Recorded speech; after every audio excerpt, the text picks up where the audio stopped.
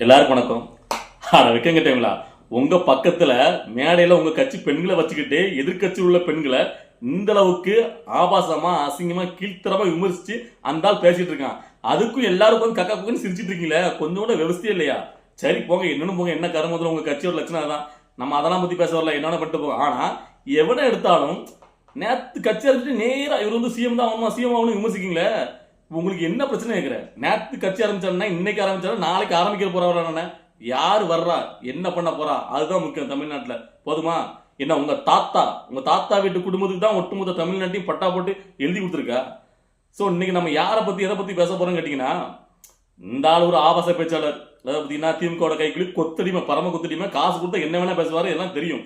இந்த ஆள் பேசுறதுக்கெல்லாம் விமர்சனம் பண்ணணும்னு நினைக்கிறோம். ஆனா போற பக்கம் இவர் பெரிய வந்து பாத்தீங்கன்னா அப்படி வாயிலே கத்தி வச்சிருக்காராம், எதிர்ப்பு எல்லாரும் பார்த்தீங்கன்னா இது பண்ணிடுவாராம் அப்படின்ட்டு ரொம்ப தரைக்குள்ள விமர்சிக்கும் போது இந்த ஆளுக்கு பதில் கொடுக்கட்டாலும் இவங்க யாரு வந்து இவங்களை வந்து மேடையில ஏற்றி இந்த மாதிரி பேச வைக்கிறாங்கல்ல, அவங்களுக்கு ஒரு பதில் கொடுக்கணும் தான் இந்த வீடியோ பத்தி. சட்டமன்ற தேர்தலில் நிற்கிறோம், நேராக போகிறோம், முதலமைச்சர் சீட்டில் உட்காந்துக்கிறோம். ஏண்டா முதலமைச்சர் சீட்டு உங்கள் ஆத்தா விட்டு சொத்தா? வரவும் போகிறவங்கலாம் நீங்கள் நேராக நிற்பீங்க, நேராக போய் உட்காந்துக்குவீங்க. 75 வருஷமாக இந்த மண்ணை பதம் பண்ணி வச்சுட்டு நாங்கள் குச்சை வாங்கி சப்பிட்டு போயிடுவோமா? அவர்களே இவர்களே சொல்கிறது தப்புன்றான் சார். நீ பாட்டுக்கு அசால்ட்டாக சொல்லிட்டு போகிற குடும்ப ஆட்சியை ஒழிப்பேன்னு. ஏண்டா ஆண்மை இருக்குது, புள்ள பிறகுது, உனக்கு இல்லைன்னா ஆஸ்பத்திரிக்கு போ. ஸோ பார்த்தீங்களா இந்த ஆள் பேசுகிற பேச்ச? சரி இது ஒரு காமெடி பீஸ் தான். ஆனால் இந்த ஆள் என்ன சொல்கிறாங்க கேட்டிங்கன்னா, அப்படியே 75 வருஷமா அந்த அப்படியே தமிழ்நாட்டையே வந்து பார்த்தீங்கன்னா அப்படி ரெடி பண்ணி வச்சிருக்காராம். நேற்று வந்தவங்க நேராக சிஎம் சீட்டுக்கு வரோம், நாங்கள் எப்படி விடுவோம்? நாங்கள் என்ன குச்சியை சாப்பிட்டா போக முடியும்? சாப்பிட்டு போங்க, 2026 அதான் நடக்க போகுது, பார்க்க தானே போகிறோம்.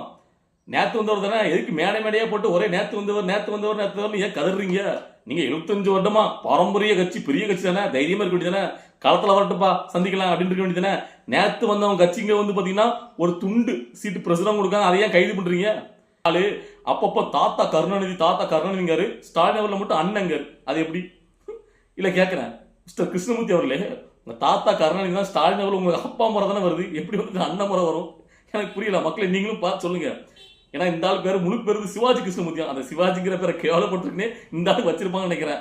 சரி இந்த ஆள் மட்டும் இல்ல, இன்னைக்கு நான் வீடியோ போட்டது காரணமே நிறைய பேர் இதை தான் வச்சுட்டு நானுங்க. அதாவது பார்த்தீங்கன்னா தளபதி விஜய் அவர்கள் மேல வன்மத்தை வைக்கிறவங்க எல்லாம் என்ன வைக்கிறாங்கன்னா, நேற்று வந்து கட்சி ஆரம்பிச்சுட்டு உங்களுக்கு நேர சிஎம் சீட் தான் ஆகணுமா, வேற வந்து எந்த தேர்தலையும் போட்டி விட மாட்டாரா, இடைத்தேர்தல் வருது அதில் போட மாட்டாரு, பாராளுமன்ற தேர்தல் அதெல்லாம் நேரடியா சட்டமன்ற தேர்தல், அதுவும் நேராக வந்து பார்த்தீங்கன்னா 2020 சிஎம் ஆயிரும், கட்சி ஆரம்பிச்சு அடுத்த நாள் சிஎம் ஆயிரும் உங்களுக்கு அப்படின்னு. இப்போ யாருக்கு என்ன தப்பு இருக்கு?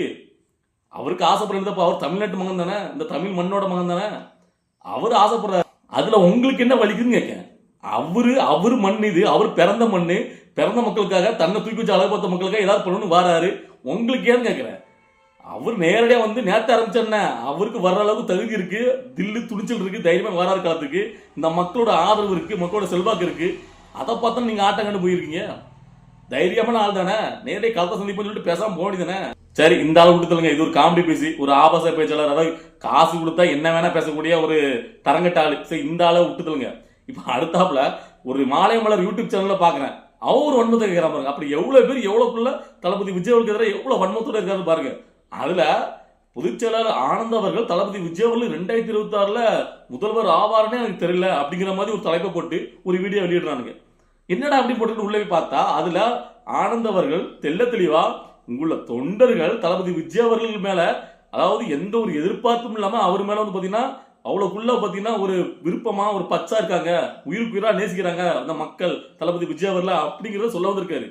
ஆனா அதை கூட புரிஞ்சிக்காம இவனை உட்காந்துக்கிட்டு, அதாவது ஆனந்தே சொல்லிட்டாரு, அவர் கட்சி சேர்ந்த பொதுச்செயலர் சொல்லிட்டாரு 2026 விஜய் முதல்வராக எனக்கு தெரியாது அப்படிங்கிற மாதிரி சொல்லிட்டாரு சொல்லி ஒரு வாந்தியை பரப்புறானுங்க.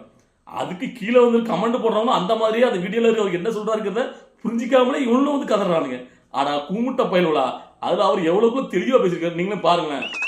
எனக்கு நான் 1 மாசம் 1.5 மாசம் இங்க நான் தங்கி இருந்தேங்க. எனக்கு விழுப்புரத்துல இருந்து அந்த ஹோட்டலுக்கு சாப்பாடு எடுத்துன்னு வருவாரு ஒரு தம்பி அரவிந்த்னு. இங்க நான் அரவிந்த நான் பார்த்தேன்.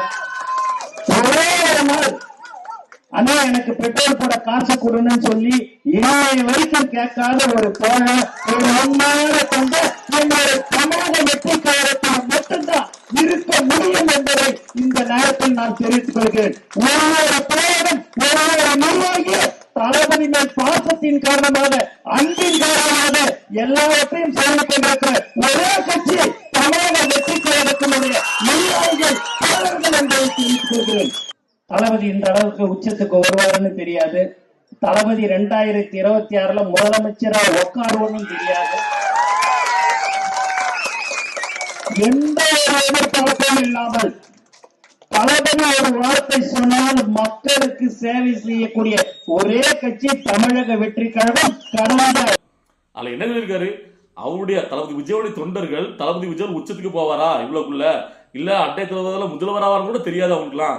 சோ ஆனாலும் எந்த எதிர்பார்ப்பு இல்லாம அவளுக்காக என்ன வேணா செய்யறதுக்காக ரெடியா இருக்காங்க அப்படிங்கிற மாதிரி சொல்லியிருக்காரு. அவர் எந்த அளவுக்கு தொண்டர்கள் ரசிகளை உயர்த்தி பேசியிருக்காரு.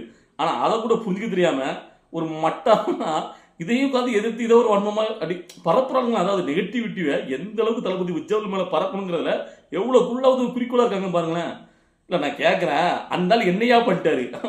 நான் உங்க வீட்டுல வந்து உங்க சொத்து பத்தி எழுதி வாங்கிட்டாரா என்னன்னு கேட்கறேன். கோடி கோடியா நடிச்சிட்டு இருந்தாரு. அந்த நடிச்சிட்டு இருக்கிறத விட்டு சரி நம்மளுக்காக நம்ம கோடி கோடியா சொத்து புகழ்னு நம்ம இவ்வளவு சம்பாதிச்சிட்டோம். இதுக்கப்புறம் நம்ம ரசிகர்கள் இவ்வளவு பேர் நம்மளுக்காக வந்து பாத்தீங்கன்னா நம்மள இப்போ எந்த ஒரு எதிர்பார்ப்பு இவ்வளவுக்குள்ள பாசத்தை கொடுக்குறாங்க. சரி அந்த மக்களும் கஷ்டப்பட்டு இருக்காங்க, ஏதாவது ஒன்று பண்ணுவோமே, நம்மளும் அரசுக்குள்ள வருவோமே அப்படின்ட்டு வராரு. அதாவது இங்க வந்தா எந்த அளவுக்கு நிம்மதியா இருக்க விட மாட்டானுங்க, எந்த அளவுக்கு தரக்குறவா விமர்சனம் பண்ண முடியுமோ, எந்த அளவுக்கு இடைச்சல் கொடுக்க முடியுமோ பாத்தீங்களா. இப்ப குடும்பத்தையே வச்சு செஞ்சுட்டு இருக்காங்க. ஸோ இதெல்லாம் தெரிஞ்சு வராருன்னா அப்ப இந்த மக்களுக்கு ஏதாவது பண்ணணும்னு நினைச்சிட்டு வராரு. அப்படிப்பட்ட மனுஷனா என்ன பண்ணணும், வந்ததுக்கு அப்புறம் அரசியல் ரீதியா எதிர்க்கணும். நீ பண்றது சரியில்லை, நீ இது பண்ண தெரியல அப்படி பரவாயில்ல. அதை விட்டுட்டு தேவையில்லாம அசிங்கமா பேசுறது, ஆபாசமா பேசுறது, சம்மந்தம் இல்லாம எடுத்து நெகட்டிவா பரப்புறது, இதெல்லாம் பரப்பதான் தளபதி விஜயோடைய மவுசு மக்கள் மனதிலே ஏறிட்டே போகுது. நல்லா பாருங்க. ஏன்னா நீங்க எந்த அளவுக்கு வன்மத்தை இருக்கிறீங்களோ அது ஃபுல்லா தளபதி விஜய் அவர்களுக்கு பிளஸ் பாயிண்ட் தான், அவருடைய கிரேட்ஸ் தான் அப்படி ஏறிட்டே போகும்.